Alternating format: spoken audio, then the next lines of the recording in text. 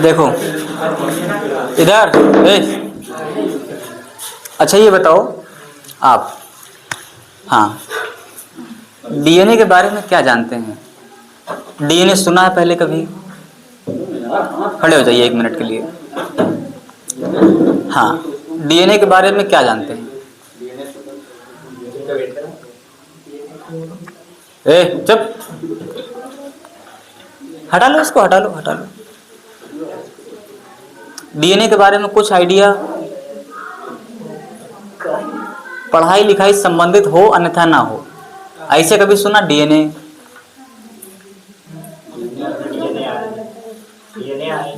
DNA RNA सुना है?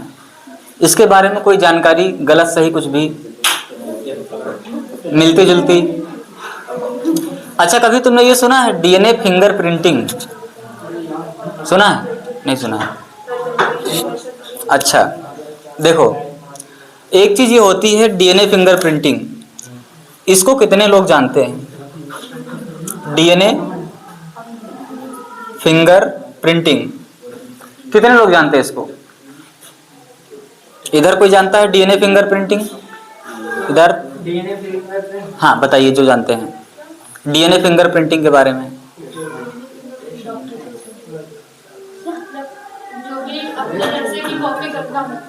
हाँ हाँ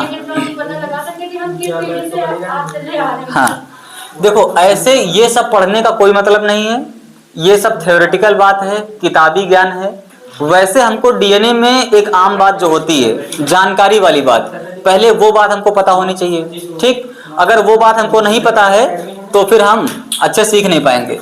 तो डीएनए फिंगर प्रिंटिंग जो होता है, इसका इस्तेमाल हम लोग वहां पर करते हैं, जैसे मान लीजिए आप लोग सुने होंगे, अच्छा कितने लोगों ने सुना है कि जो रेप केस हो जाते हैं, कि सुना है ना, पेपर वेपर में देखा होगा, न्यूज में देखा होगा, है ना, अक्सर ये सब चला करता है। तो कभी कभी जब ऐसा केस उछल जाता है ज्यादा, तो कहा जाता है इसकी जांच करवानी पड़ेगी, जांच करवानी पड़ेगी। और जांच में वो कैसे जान जाएंगे कि कौन था क्या था? ये किसी पे शंका होती है तो कैसे पता किया जाए कि यही शख्स था उसमें? तो क्या डीएनए हम चिपका के घूमते हैं, छोड़ाएंगे? हाँ, बस यही बात हम आपको बताना चाह रहे थे कि जो डीएनए होता है वो हमारी जितनी भी शरीर में कोशिकाएं हैं, हमारा शरीर जो होता है, आप सुनते रहिएगा, हमारा शरीर जो होता है वो कोशिकाओं से मिलकर के बना है, और हर कोशिका में डीएनए है। इसका मतलब जो हमारे बाल हैं, है ना, वहां पर भी डीएनए, और जो हमारे गाल हैं, जो हमारी खाल है, वहां पर भी डीएनए है, हर जगह डीएनए है। इसका मतलब अगर ये बताइए, जैसे मान लीजिए कोई रेप केस है, तो वहां पर क्या कोई आराम से रेप करेगा क्या? बिल्कुल इत्मीनान से, धीरे धीरे करके, जबरदस्ती। जब सुनिए, जब ऐसा कोई मैटर आता है जोर जबरदस्ती का, तो वहां पर जो एक पार्टनर होगा वो अपना बचाव कर रहा होगा, और जो एक दूसरा वाला पार्टनर होगा वो अपना जबरदस्ती कर रहा होगा। तो वहां पर नोच घसोट कुछ ना कुछ होगी। हो सकता है बाल पकड़ में आ जाए बहुत तेजी के साथ में, कहीं पर हो सकता है किसी का इसे हाथ खरोंच लिया जाए, या हो सकता है कि ब्लड आ जाए, है ना। तो रेप की कई कंडीशनें हो सकती हैं, कि फुल रेप, हाफ रेप, छोटा रेप, किसी भी तरीके का।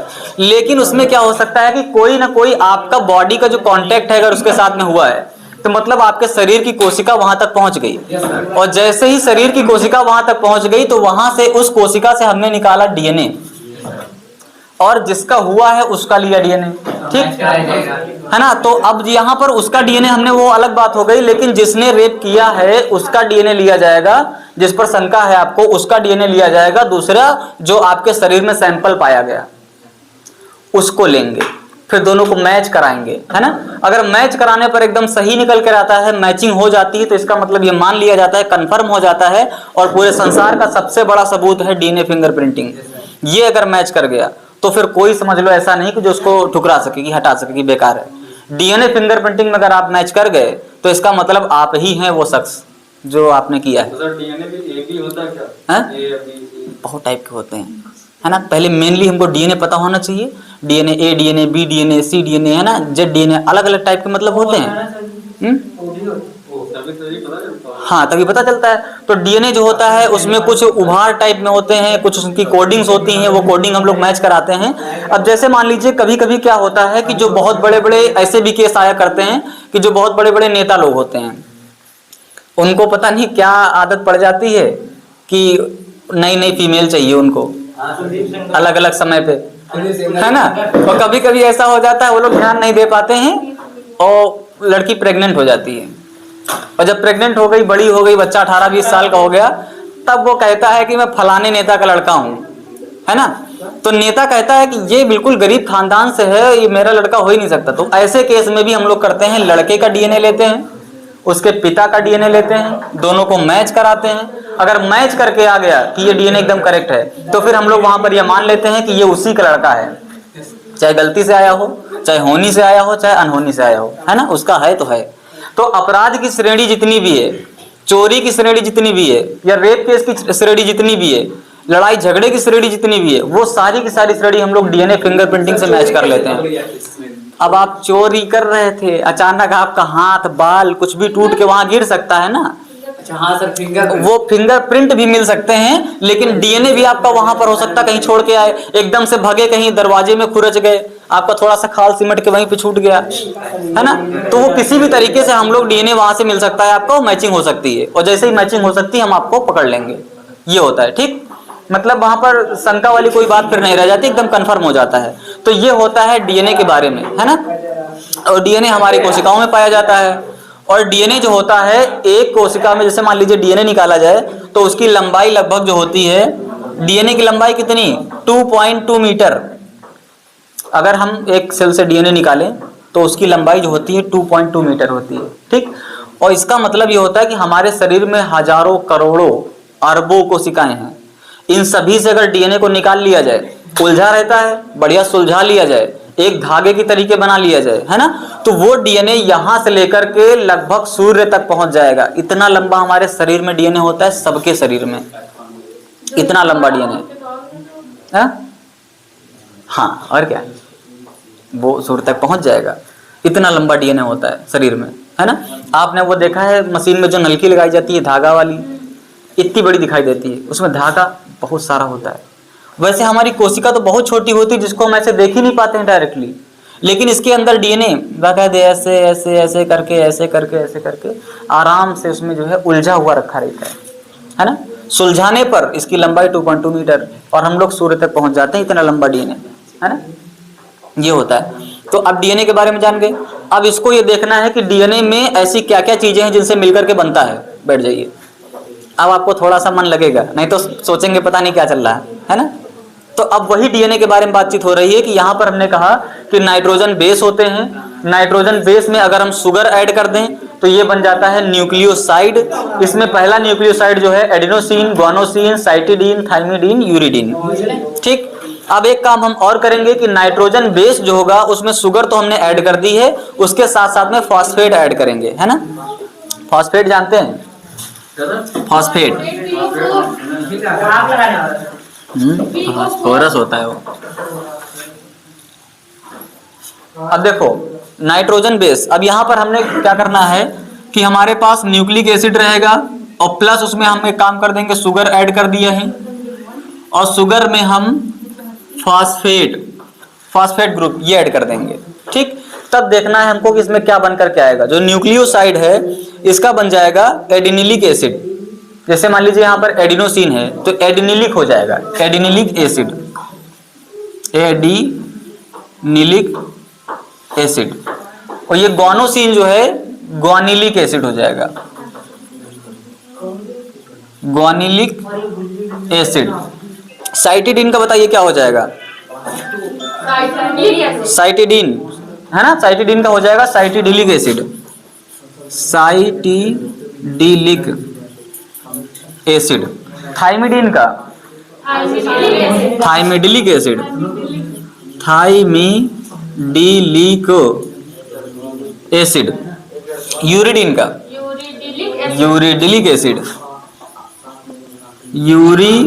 आरएनए में यूज होता है ना सर, टी की जगह। हाँ, आरएनए में यूज होता है, टी की जगह पे यू यूज होता है। डीएनए में जो होता है वो एडेनिन, ग्वानिन, थाइमिन, साइटोसिन, और वहां पर हो जाता है थाइमिन की जगह पे यूरेसिल आरएनए में। ठीक, सुनते रहे ना, सुनते सुनते बहुत सारी चीजें तैयार हो जाएंगी, है ना, तैयार हो जाएंगी।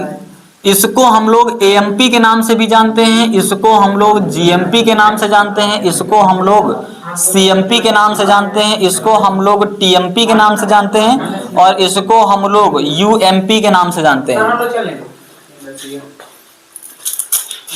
AMP adenosine monophosphate, guanosine monophosphate, cytosine monophosphate, और यहाँ पर थाइमिडीन मोनोफॉस्फेट, और यहाँ पर यूरिडीन मोनोफॉस्फेट। ठीक, अब यहाँ पर यूरिडीन मोनोफॉस्फेट है ना, ये 5 चीजें हमारे पास तैयार हो गई। आपने यहाँ पर एडिनोसिन मोनोफॉस्फेट, अच्छा इनमें किसी का नाम सुना है आपने? AMP, GMP, CMP, TMP, UMP, किसी का नाम नहीं सुना? अच्छा, अब बताएंगी ये क्या नाम इनका भूल गए, महक महक महक महक।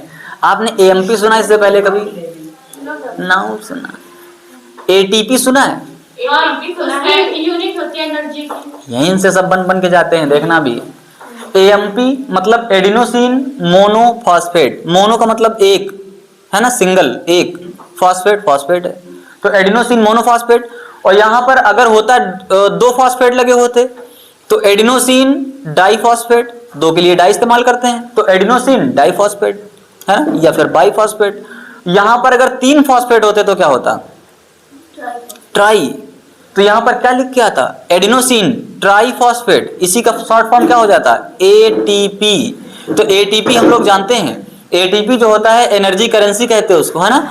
हमारे शरीर में जो ऊर्जा होती है वो एटीपी के रूप में हम लोग इस्तेमाल करते हैं, एटीपी के रूप में, है ना। अभी आपने एएमपी का क्या बताया? एडिनोसिन मोनोफॉस्फेट सिंगल फॉस्फेट है, अगर 2 होते फॉस्फेट तो बाइफॉस्फेट, 3 फॉस्फेट होते तो एडिनोसिन ट्राइफॉस्फेट, तो एटीपी बन जाता है, यही एटीपी बन जाता है। तो मतलब जो एटीपी होता है तो उसमें ट्राई होता है। ट्राई होते हैं, 3 फॉस्फेट लगे होते हैं, एडिनोसिन होता है 3 फॉस्फेट लगे होते हैं, है ना। अगर ये बेसिक बात एकदम सीख जाएंगे तो फिर आगे दिक्कत नहीं होगी, और कहीं भी अगर आपको ऐसे शब्द मिलते हैं तो इनका मतलब भी जान जाएंगे आप। इसमें एमपी क्यों लिखा है थर्ड वाले पे? कहाँ पर? हाँ। ये लिखा है सीएमपी, सीएमपी साइटोसिन मोनोफॉस्फेट, है ना।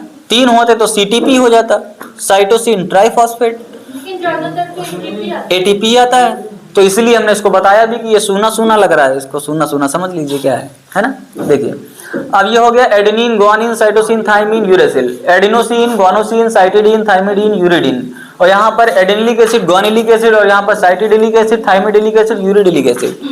ये बात हमने समझ ली अच्छे से, ठीक। अब ये वाला चार्ट आपके काम का है, इसको आपको नोट करना पड़ेगा। इस चार्ट के बाद हम लोग समझेंगे कि पेंटोज शुगर जो होती है वो पेंटोज शुगर का स्ट्रक्चर क्या होता है, साइक्लिक स्ट्रक्चर क्या होता है, फिर पेंटोज शुगर में नाइट्रोजन बेस ऐड करेंगे, नाइट्रोजन बेस में फिर हम लोग शुगर ऐड कर देंगे, ये सब ऐड करके एक स्ट्रक्चर बनाएंगे। मतलब ये डीएनए के ही तो कंपोनेंट हैं, इन्हीं से मिलकर के डीएनए बनेगा। तो इनको हम लोग केमिकली जोड़ करके देखेंगे, और जोड़ने के बाद फिर एक डीएनए तैयार करेंगे, और डीएनए वो तैयार करने के बाद फिर हम लोग लिखेंगे शुगर, फॉस्फेट, फिर कैसे कैसे ऐड है वो बनाएंगे स्ट्रक्चर।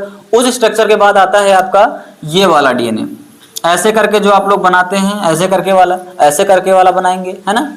तो ये सब आप सीख जाएंगे क्योंकि ऐसा एग्जाम में है। हाँ क्या पूछा आपने? नहीं वैसा ही है, ये नाइट्रोजन बेस, प्यूरिन, और ये पिरिमिडीन। अगर हिंदी में लिख के आता है तो ऐसे ही लिख के आता है, प्यूरिन, पिरिमिडीन, ऐसे लिख के आता है, प्यूरिन, है ना, प्यूरिन, पिरिमिडीन, ऐसे लिख के आता है। हाँ, तो इसको आप लोग अच्छे से नोट करिए, फिर हम लोग इसके स्ट्रक्चर पे बात करते हैं कि डीएनए का स्ट्रक्चर कैसा होता है, उस पर बातचीत हो।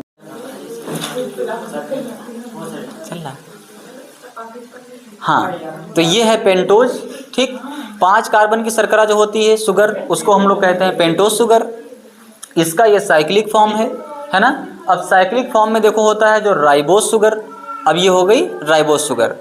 अब इस वाली को राइबोज कह रहे हैं, बिल्कुल इसी की तरीके ये भी है, केवल सेकेंड वाली पोजीशन से ओ निकल गया है, ऑक्सीजन निकल गया है, ऑक्सीजन का रिमूवल हो गया है, तो उसके लिए हम ये कह रहे हैं सेकेंड पोजीशन यहाँ लिख दिया।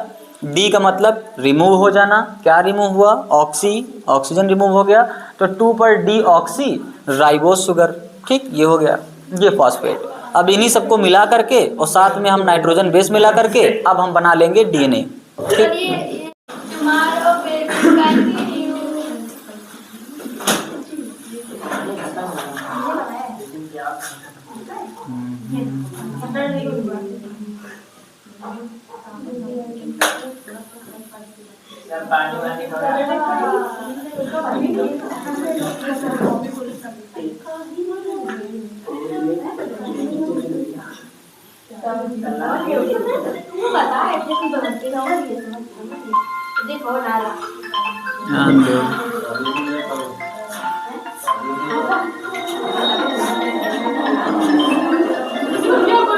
करना पड़ता है, हमने सबसे कल खुद ही बड़ी रोक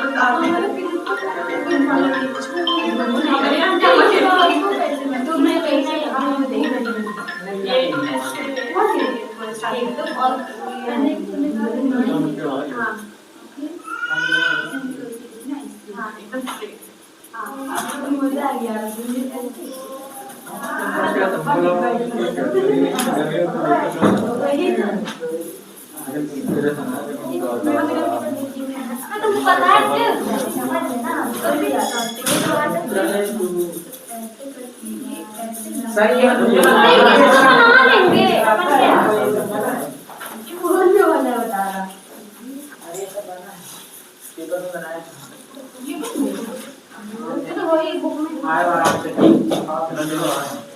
बना के दिखा दो, पहले बना लेते हो?